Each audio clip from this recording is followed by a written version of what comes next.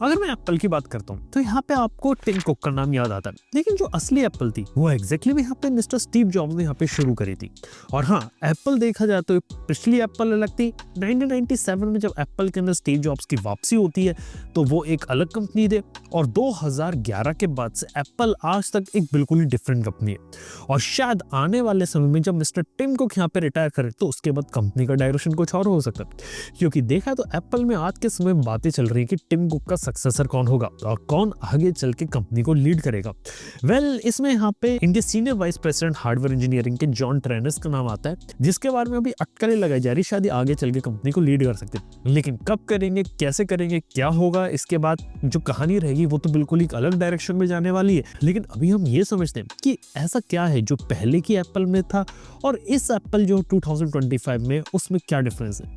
देखो, शुरुआत तो ये रहती है कि स्टीव वॉस ने अपनी कंपनी को शुरू किया था, और एक ऐसा समय आ गया था बीच में जब कंपनी अच्छा कर रही थी, लेकिन स्टीव जॉब्स का इंटरवेंशन इतना ज्यादा हो रहा था कि कंपनी के बोर्ड ने इन्हें कंपनी से ही निकाल दिया था। और ये बहुत ही ज्यादा फेमस कहानी है कि स्टीव जॉब्स को एप्पल से ही निकाल दिया गया था। उसके बाद जाके इन्होंने नेक्स्ट कंपनी शुरू करी और एक पिक्सार का एक एनिमेशन स्टूडियो शुरू किया, जैसे डिज्नी ने ले लिया, और डिज्नी की एनिमेशन फिल्में वहीं से बनती है। लेकिन 1997 एक ऐसा ईयर था जब नेक्स्ट कंप्यूटर को एप्पल ने एक्वायर किया और स्टीव जॉब्स को वापस कंपनी के अंदर लेकर आए। और सबसे इंटरेस्टिंग बात बताऊं क्या है, उस जमाने में 1997 में स्टीव जॉब्स जब एंट्री लेते हैं तब कंपनी की हालत इतनी खराब होती है उस एप्पल की कि वो बिल्कुल बैंकरप्ट होने की कगार पर है। यानी कि कंपनी ने अगर कुछ नहीं किया, कुछ बड़ी चीज नहीं करी, तो 1 साल में कंपनी बंद हो जाएगी। बिल्कुल डेड एंड पे हालत थी। यानी कि एप्पल का वो कल्ट नहीं था जो हम देखते हैं, एप्पल के स्टोर्स नहीं थे, कुछ भी ऐसी चीज नहीं थी एप्पल के पास जिसके लिए एप्पल जानी जाती है, और सब कुछ उन्हें दोबारा से जीरो से शुरू करना था। और यही चीज मिस्टर जॉब्स को उस जमाने में काफी लग बनाती, यानी कि एक गिरती हुई या डूबती हुई नाव को बचाना और उसे फिर से सक्सेसफुल बनाना, ये एक सबसे इंटरेस्टिंग और सबसे एक इंस्पायरिंग स्टोरी पूरे एंटरप्रेन्योर वाले वर्ल्ड में। और ये काम उन्होंने बताऊं कैसे किया। उस जमाने में जितने भी फालतू प्रोजेक्ट जो पैसा खा रहे थे, जो भी फालतू डिवीजन पैसा खा रही थी, वो सब बंद करी, और स्टीव जॉब्स ने अपने गट पे भरोसा किया। यानी कि उन्होंने ये देखा कि यार जिस चीज में मैं बिलीव करता हूँ, जिस चीज में मेरा कन्विक्शन है, उसी चीज में काम करेंगे और उसी चीज में आगे बढ़ेंगे। जिस चीज में मेरा भरोसा नहीं, वो सारी चीजें हम बंद कर देंगे। और उन्होंने इसी डायरेक्शन में काम किया और ये कोशिश करी कि हम कंज्यूमर के लिए एक परफेक्ट प्रोडक्ट कैसे बना सकते हैं।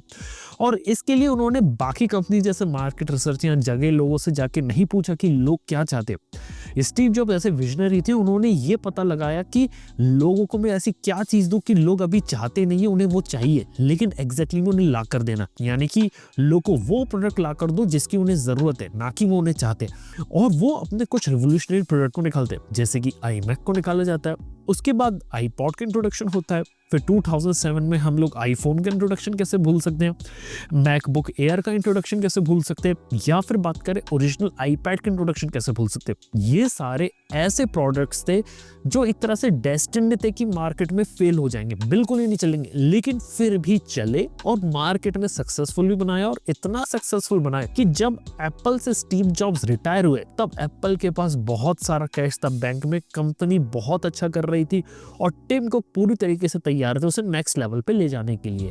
लेकिन उस लेवल पर ला पाना एक बहुत मुश्किल बात थी। यानी कि iMac तब लॉन्च हुआ था जब ऑलरेडी विंडोज का मार्केट शेयर पूरी तरीके से कब्जे में था, विंडोज XP धूम मचा रहा था पूरी दुनिया में, लेकिन फिर भी iMac को इंट्रोड्यूस किया आर्टिस्ट और क्रिएटर्स के लिए।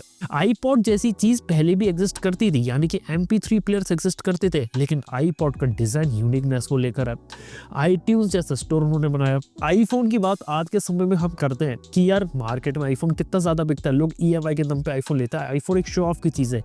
ये कैसे बनी? ये बनी मिस्टर स्टीव जॉब्स का कन्विक्शन था, एक ऐसा प्रोडक्ट लाने का जो मार्केट में सबसे हटके रहेगा और आईफोन उसी तरीके का रहेगा। और यही एक चीज आईफोन की खास बात बनी। और इवन आईफोन एक ऐसा प्रोडक्ट था उस जमाने में, अगर आप सोचोगे ना, तो उस जमाने में हर बड़ी कंपनी ने बोल दिया था ये चीज चल नहीं सकती, चीज मार्केट में फ्लॉप है, ये चीज मतलब हो ही नहीं सकती। स्टीव बाल्मर माइक्रोसॉफ्ट के CEO थे, उन्होंने मना कर दिया कि भाई ये लोग क्या गड़बड़ कर रहे हैं, प्रोडक्ट बिकेगा ही नहीं। ब्लैकबेरी जैसी कंपनी ने बोल दिया ये चीज नहीं चलेगी। नोकिया जैसी कंपनी ने बोला आप हमसे आके लड़ोगे, हम इतने बड़े जाइंट है, नहीं लड़ोगे। तीनों की हालत आप देखो मोबाइल फोन के स्पेस में क्या है। माइक्रोसॉफ्ट मोबाइल फोन में कहां पर है, ब्लैकबेरी कहां पर है, नोकिया कहां पर है और एप्पल कहां पर है। ये चीज पे यहाँ पे दाव खेला था उन्होंने।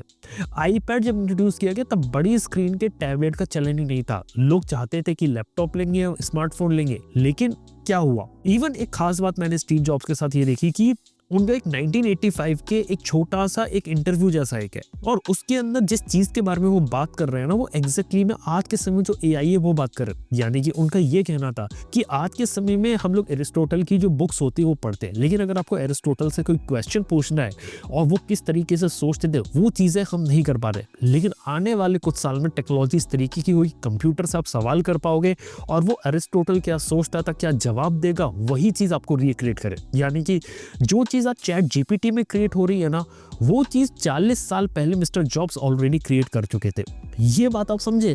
यानी कि आप खुद समझ के देखिए कि 40 साल की जो विजन था वो मिस्टर जॉब्स के पास था, और उसी चीज ने एप्पल को आगे बढ़ाया। चाहे एप्पल स्टोर हो गए, चाहे एप्पल के मैकबुक हो गए, चाहे एप्पल का मैजिक कीपैड हो गया, चाहे सॉफ्टवेयर हो गया मैक ओएस का, हर एक चीज में एप्पल इन्वॉल्व थी।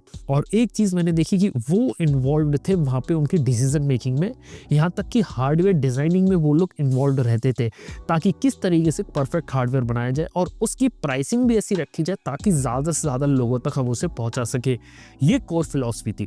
इवन 2011 में उनके रिटायर होने से पहले ऑलरेडी सीरी ये लोग बना चुके थे, क्योंकि उन्हें पता था एआई आगे चल के बहुत बड़ी चीज होगी, और सीरी को इसीलिए इंट्रोड्यूस किया गया था। और 2011 में जब आईफोन 4S में सीरी आता है, तब उस जमाने का सबसे एडवांस सिस्टम था जो वॉइस असिस्टेंट था। उस जमाने में गूगल असिस्टेंट भी एग्जिस्ट नहीं करता था। ये सारी चीजें बाद में आई, लेकिन उससे पहले एप्पल वाले अपना सीरी बना चुके थे। यार ये कुछ चीजें थी जो एप्पल ने यहाँ पे क्रिएट करी थी। लेकिन जब हम बात करते हैं टिम कुक की, तो कहानी बहुत अलग होती है।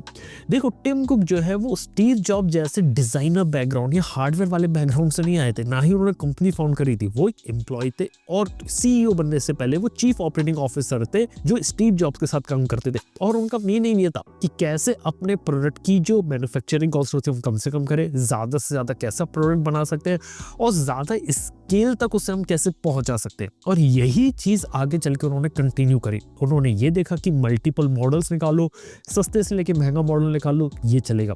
उन्हें पता था कि एप्पल एक कल्ट बन चुका है आईफोन के लिए, लोग जो मुंह मांगा दाम है वो देने को तैयार है। इसलिए 2017 में आईफोन 10 की कीमत $1000 टच कर दी, और इंडिया में उस जमाने में वो पहला फोन बना जिसकी कीमत 1 लाख रुपए टच कर रही थी। और उसके बाद धीरे धीरे बाकी कंपनीज को भी हिम्मत आई और अपने फोनों की कीमत 1 लाख रुपए करने लगे। इस साल देखिए जाए तो $2000 का भी प्राइस टच हो चुका आईफोन 17 प्रो मैक्स के साथ, और आने वाले समय में आईफोन 20, आईफोन जो फोल्डेबल आएंगे उसके साथ ये लोग और ज्यादा प्रीमियम चार्ज करेंगे, क्योंकि एप्पल का मेन एम आज के समय में वो इनोवेशन क्रिएट करना रह नहीं गया, ये क्रिएट करना रह गया कि कैसे हम एग्जिस्टिंग यूजर से तो और पैसा बना ले, लेकिन जो आने वाले समय में जो नए यूजर्स हैं उसको भी ग्रैब करें, और बाकी जितना ज्यादा मार्केट शेयर हम ले सकते हैं वो ले ले। ये मेन एम रह गया एप्पल का। और कुछ बातें बताओ एप्पल के बारे में। यहाँ पे स्टीव जॉब्स के एरा में एप्पल के अंदर वॉरेन बफेट ने बिल्कुल इन्वेस्ट नहीं किया, क्योंकि वॉरेन बफेट चाहते थे कि उनका पैसा ज्यादा से ज्यादा डबल हो, मल्टीप्लाई हो। और स्टीव जॉब्स ये नहीं चाहते थे कि हम पैसा मल्टीप्लाई करें, वो चाहते थे हम ज्यादातर पैसा अच्छे प्रोडक्ट और क्रिएटिविटी के अंदर डालें, जिससे हम और लॉन्ग लास्टिंग प्रोडक्ट बनाए और लॉन्ग लास्टिंग कल्ट क्रिएट करें, जिससे शायद फ्यूचर में वो और पैसा बना पाए। लेकिन यहाँ पे टिम कुक के बाद क्या हुआ कि कंपनी का मेन मोटिव आज के समय में ज्यादा से ज्यादा पैसा और प्रॉफिट बनाना है, यानी कि ज्यादा से ज्यादा आईफोन्स को बेचना है, और हर वो कोशिश करना है कि जैसे हम धीरे धीरे आगे बढ़े और ज्यादा से ज्यादा मार्केट शेयर ग्रैब करें और ज्यादा से ज्यादा आईफोन बेचे। और यही एक उनकी कोर फिलोसफी है। यानी कि आप इंडिया का ही एग्जाम्पल ले लो, 2020 से पहले इंडिया में आईफोन की सेल्स बहुत ही लिमिटेड थी, लेकिन फिर आईफोन एसई को इंडिया में बनाना शुरू किया, कीमतें थोड़ी कम हो गई, थोड़ी वैल्यू मिलने लगी। 2020 में एप्पल स्टोर को इंडिया में ले आई, जिसके कारण एप्पल के आईफोन की सेल तो बढ़ी, लेकिन एप्पल के आईफोन के अलावा दूसरे एप्पल प्रोडक्ट को भी ऑनलाइन लोग खरीदने लगे। वो था 2023 में फिजिकल स्टोर्स ओपन करना शुरू कर दिए। इस साल 2 और स्टोर्स ओपन कर दिए उन्होंने, ताकि लोगों को टच पॉइंट मिले। इसके साथ लोग आईफोन अफोर्ड नहीं कर पा रहे थे, तो पुराने आईफोन के रेट गिराए, जहां तक कि ईएमआई स्कीम्स निकालना शुरू करी, जिस कारण से एप्पल के आईफोन्स बिके।